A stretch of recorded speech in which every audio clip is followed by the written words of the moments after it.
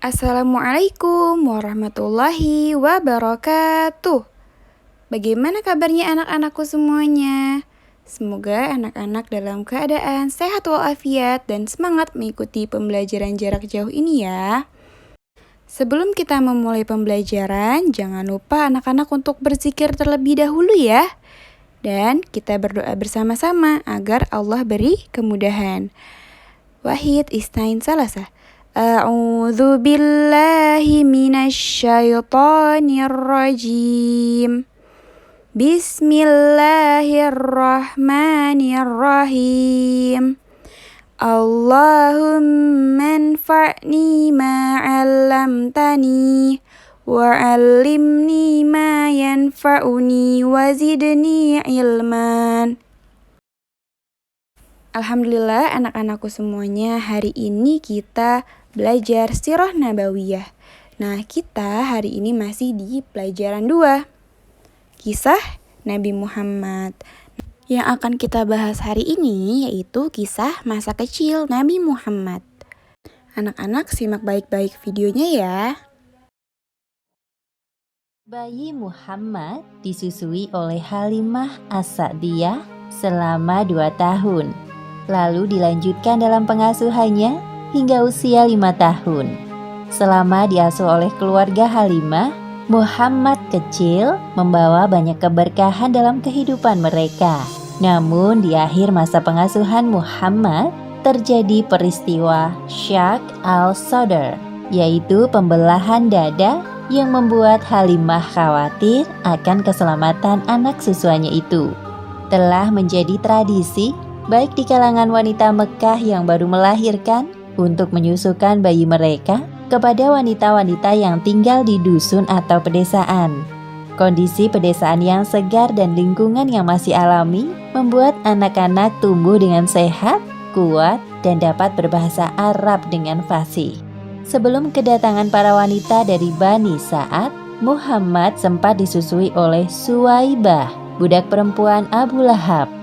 Abu Lahab adalah satu di antara paman Muhammad dari garis keturunan ayahnya. Wahai suamiku, semoga kita dapat anak bangsawan kaya seperti teman-temanku. Saat ini hidup kita sangat sulit. Ya, aku pun berharap sama seperti engkau. Mengingat hasil panen ladang kita tahun ini gagal dikarenakan paceklik yang melanda Taif. Namun harapan suami istri itu tidak terkabul karena bayi para bangsawan kaya telah diambil oleh teman-teman mereka. Hanya tersisa 1 bayi dalam gendongan ibunya. Bayi itu adalah Muhammad. Wahai saudaraku, bawalah bayiku ini bersama kalian. Ayah bayi ini telah meninggal, jadi tinggal aku dan kakeknya yang mengasuhnya. Raut wajah Halimah tampak kecewa mendengar pernyataan Aminah. Sikapnya sama seperti wanita Bani Sa'ad lain yang menolak menyusui Muhammad karena ia anak yatim. Wahai suamiku, bagaimana ini? Semua bayi telah dibawa pulang oleh teman-teman kita. Aku tidak ingin kita pulang dengan tangan kosong. Apa kita bawa saja bayi yatim yang baru saja engkau temui itu, wahai istriku? Demi Allah, aku akan kembali kepada wanita yang menggendong bayi yatim itu dan membawa bayinya pulang bersama kita. Entah kenapa bayangan bayi itu seakan tidak mau pergi dari pikiranku. Semoga keputusan kita ini dapat membawa keberkahan. Ayo, lekas kita temui ibu itu lagi. Akhirnya Halimah dan Harits bin Abdu al-Uzza menemui Aminah dan bayinya. Di satu sisi Aminah merasa lega, namun di sisi lain ia sedih harus berpisah dengan Muhammad. Aku mohon, jaga baik-baik Muhammadku. Kelak dia akan menjadi orang besar dan berpengaruh. Amin. Kami akan berusaha memberikan yang terbaik untuk anakmu, Bu. Selamat jalan, wahai anakku. Ibu akan menunggumu di sini. Setelah berpamitan dengan Aminah, Halimah menunggangi keledainya yang kurus. Tiba-tiba ia merasakan keanehan pada keledainya. Aneh sekali, aku seperti tidak sedang membawa beban. Bayi ini sangat ringan dan juga keledaiku ini seperti bertambah kuat saja. Padahal sewaktu berangkat ke Mekah kemarin, ia berjalan sangat lambat. Tidak hanya itu, sesampainya di rumah, Halimah merasakan keanehan lain. Setelah menyusui Muhammad, baru kemudian Halimah menyusui bayinya sendiri. Alhamdulillah, bayi ini menyusu dengan lahap. Semoga dia betah tinggal di rumah kecil kita ya suamiku. Semoga ini pertanda baik, wahai istriku. Lihatlah bayi kita. Ia tertidur pulas, tidak seperti malam-malam biasanya yang menangis terus.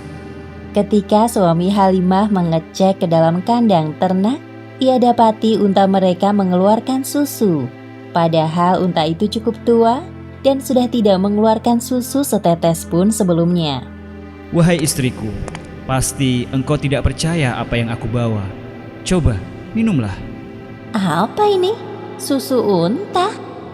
Ya, benar. Unta tua kita akhirnya mengeluarkan susu lagi. Engkau telah mengambil anak yang penuh berkah, wahai istriku. Demi Allah, Muhammad benar-benar membawa keberkahan dalam keluarga kita. Setelah beberapa waktu berlalu, pasangan suami istri itu dikejutkan dengan pemandangan asri di depan rumah. Subhanallah, tanah yang sebelumnya kering menjadi subur. Lihat juga kambing-kambing kita yang kurus menjadi gemuk. Terima kasih ya Allah atas semua nikmat-Mu. Keberkahan demi keberkahan dirasakan oleh keluarga Halimah setelah kedatangan Muhammad. Itulah balasan atas ketulusan mereka dalam merawat dan menyayangi Muhammad. Tak terasa 2 tahun berlalu begitu cepat. Tiba saatnya Halimah mengembalikan Muhammad kembali ke pangkuan Aminah. Ibu dan anak itu saling melepaskan kerinduan setelah 2 tahun berpisah. Anakku tersayang, engkau sudah besar dan tampak sehat sekali. Ibu sangat merindukanmu. Melihat hal itu, Halimah dan Harits merasa terharu. Keduanya saling berpandangan. Dengan apa aku dapat membalas kebaikan kalian? Sebenarnya kami sangat bersyukur bisa merawat Muhammad. Ia sudah kami anggap seperti anak sendiri. Jikalau diizinkan, kami ingin merawat Muhammad lebih lama lagi. Bukan bermaksud lancang, wahai ibu Muhammad. Aku dengar Mekah sedang dilanda wabah penyakit. Apa tidak sebaiknya Muhammad tinggal bersama keluarga kami di dusun Bani Sa'ad? Terkait permintaan kalian, aku perlu berdiskusi terlebih dahulu dengan kakeknya. Tidak lama kemudian, Abdul Muthalib datang. Beliau memberikan keputusan yang bijak. Aminah menyadari bahwa usulan Halimah dan suaminya itu baik. Meskipun sebenarnya ia masih merasa berat jika harus berpisah dengan Muhammad secepat ini. Sejujurnya aku sangat senang melihat cucuku ini tumbuh dengan sehat. Jadi keputusanku demi kebaikannya juga. Kami izinkan Muhammad kembali ke dusun Bani Sa'ad sampai usianya genap 5 tahun. Harapanku adalah kelak Muhammad dapat belajar berbicara dengan fasih karena terbiasa mendengar bahasa Arab yang murni. Meskipun berat, aku setuju dengan keputusan kakek. Namun untuk beberapa hari ini, biarkan Muhammad bersamaku. Setelah itu kalian boleh membawanya pulang ke Thaif. Terima kasih atas kebaikan kalian berdua. Kami sangat bersyukur dapat kembali merawat Muhammad. Halimah dan suaminya memiliki 3 orang anak. Namanya Abdullah, Unaisah, dan Syaimah. Mereka semua menjadi saudara sepersusuan Muhammad. Belum genap di usianya 4 tahun, Muhammad ikut menggembala kambing bersama saudara-saudaranya. Pada saat itulah terjadi peristiwa pembelahan dada Muhammad oleh malaikat yang menyamar menjadi manusia.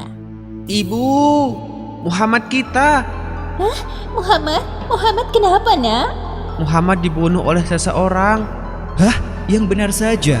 Tunjukkan pada kami, di mana Muhammad? Halimah dan suaminya segera berlari menemui Muhammad. Wajahnya tampak pucat. Halimah langsung memeluk Muhammad dan menanyainya.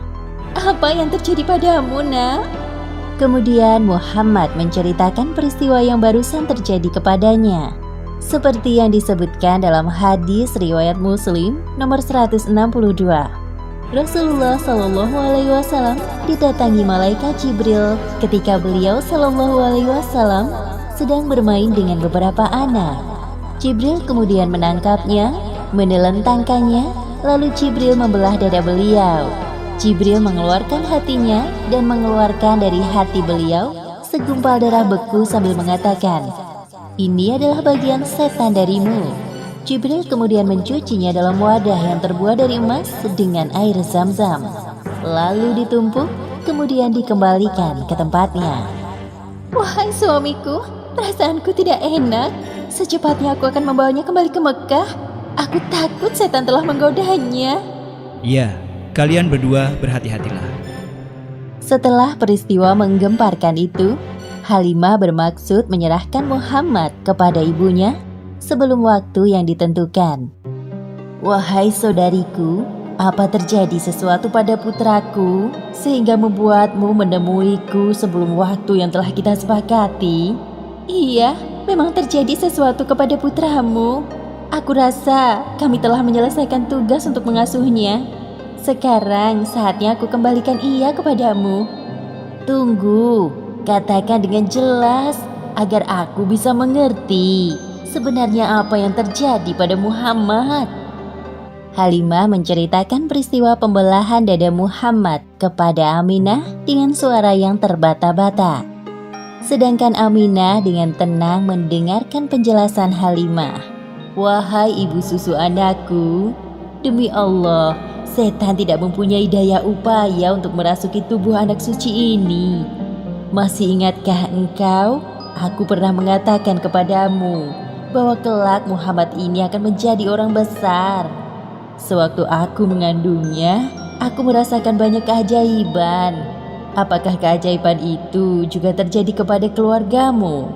Iya, kami merasakan banyak keberkahan sejak mengasuh putramu.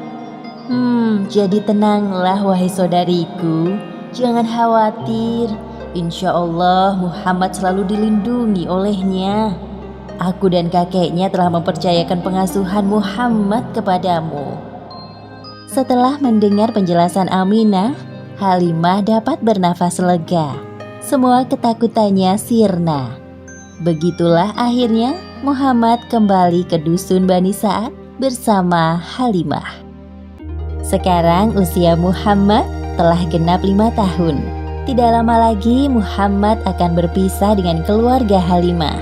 Pada hari itu, Muhammad dan anak-anak Halimah sedang asyik mengembala kambing sambil berkejar-kejaran. Tiba-tiba Halimah mendatangi mereka dan mengajak pulang. Wahai ibu, ada apa? Mengapa engkau menyusul kami? Tidak biasanya. Kami masih ingin bermain, Bu. Kedatangan Halimah yang tiba-tiba disebabkan ada perasaan khawatir. Terlebih lagi melihat ada 2 orang Habasyah sedang mengintai Muhammad dari kejauhan. Anak-anak, coba perhatikan langit di atas sana. Sepertinya sebentar lagi akan turun hujan. Makanya ibu menyusul kalian kemari. Oh iya, benar juga. Ibu baik sekali menyusul kami. Kekhawatiran Halimah belum berhenti sampai kedua laki-laki itu mendekati Muhammad. Hei anak-anak, kau sudah selesai bermainnya? Tadi itu seru sekali loh. Sebenarnya apa yang paman inginkan? Hahaha, tidak ada nak. Coba kau berbalik badan. Muhammad kecil membalikkan badannya dan 2 laki-laki itu terbelalak melihat punggungnya. Mereka lalu pergi sambil berbisik-bisik. Aneh sekali kedua paman itu. Mereka sangat mencurigakan. Ayo anak-anak, sebaiknya kita pulang sekarang. Kekhawatiran Halimah pun terbukti. Orang-orang Habasyah itu merencanakan hal buruk pada Muhammad kecil setelah melihat tanda di punggungnya. Tidak salah lagi. Menurut berita yang aku dengar bahwa anak laki-laki yang memiliki tanda di antara kedua bahunya itu kelak akan menjadi orang yang besar. Kita harus mendapatkannya sebelum keduluan orang lain. Jika kita berhasil mendapatkannya, pasti raja akan memberikan hadiah besar untuk kita. Sayup-sayup pembicaraan kedua orang Habasyah terdengar sampai ke telinga Halimah. Ia pun segera mempercepat langkah kakinya. Aku harus pergi dari tempat ini. Muhammad sudah tidak aman tinggal di dusun ini. Anak-anak, bisa agak cepat jalannya? Baik, Bu. Untung saja, meskipun dengan susah payah, Halimah dan anak-anak berhasil lolos dari kejaran orang-orang Habasyah yang ingin menculik Muhammad. Anak-anak, sepertinya kalian harus berpisah dengan Muhammad. Sudah waktunya ibu mengembalikan Muhammad kepada ibunya di Mekah. Wahai Muhammad, meskipun kita tidak tinggal bersama-sama lagi, namun kita tetap bersaudara sampai kapanpun. Kita pasti akan merindukanmu, Muhammad. Jangan lupakan persahabatan kita ya Muhammad. Terima kasih semuanya. Aku tidak akan pernah melupakan kalian semua. Sampai jumpa lagi. Ayo Muhammad, kita harus tiba di Mekah sebelum tengah malam. Pasti ibu dan kakekmu sangat bahagia bertemu denganmu. Akhirnya Muhammad berangkat meninggalkan dusun Bani Sa'ad dengan perasaan haru. Terlalu banyak kenangan indah yang ia lewati bersama keluarga Halimah. Namun di sisi lain, ia juga merindukan keluarganya di Mekah. Matahari mulai tenggelam di sebelah barat. Langit sore semakin gelap. Suasana Mekah di malam hari semakin bertambah ramai. Pada saat itulah Halimah kehilangan Muhammad. Muhammad, di mana engkau, Nak? Halimah mencari anak susuannya itu di sekitar, namun tak kunjung ketemu. Dengan berat hati, ia pun menuju rumah Abdul Muthalib. Assalamualaikum warahmatullahi wabarakatuh. Waalaikumsalam warahmatullahi wabarakatuh. Oh, Anda sudah datang. Silakan masuk. Maafkan aku. Hari ini aku berniat mengembalikan Muhammad kepadamu. Tapi sampai di Mekah atas, Muhammad hilang. Aku telah mencarinya, namun tidak ketemu. Memang aku belum hafal tempat-tempat di sini. Jadi, bagaimana ini? Tenanglah, Bu. Aku akan mengutus orang untuk mencari cucuku. Engkau tunggulah di sini. Setelah Abdul Muthalib meminta tolong kepada tetangganya untuk mencari Muhammad, beliau berdoa di depan Ka'bah. Ya Allah, mudahkanlah cucuku Muhammad untuk kembali kepada kami. Hanya Engkaulah yang dapat memudahkan pencarian ini. Tak lama kemudian, Abdul Muthalib bertemu dengan Muhammad. Ia diantar oleh Waraqah bin Naufal dan temannya. Ternyata secepat itu Allah Subhanahu wa Ta'ala mengabulkan doa Abdul Muthalib. Kemarilah, wahai cucuku. Aku tadi menemukan cucumu di daerah Mekah atas. Sepertinya ia tertinggal jejak pengasuhnya. Terima kasih, saudaraku. Sama-sama, kami pamit dulu. Setelah kepergian Waraqah, Abdul Muthalib mengajak Muhammad untuk bertawaf di Ka'bah. Wahai cucuku, sekarang mari kita bertemu dengan ibumu. Beliau sangat cemas kehilanganmu di perjalanan tadi. Sesampainya di rumah kakeknya, Muhammad kecil meminta maaf kepada Halimah karena telah membuatnya cemas. Saat itu juga Muhammad harus berpisah dengan ibu susuan yang telah merawatnya selama 5 tahun. Selamat tinggal anakku. Aku selalu mendoakanmu. Semoga engkau menjadi orang besar seperti harapan ibumu. Demikianlah akhir kisah Muhammad kecil yang membawa keberkahan bagi orang di sekitarnya. Dalam kisah ini, pelajaran yang dapat kita ambil adalah kerjakan segala sesuatu dengan niat ikhlas mencari ridha Allah, maka keberkahan akan mengikutimu. Wallahu a'lam bishawab.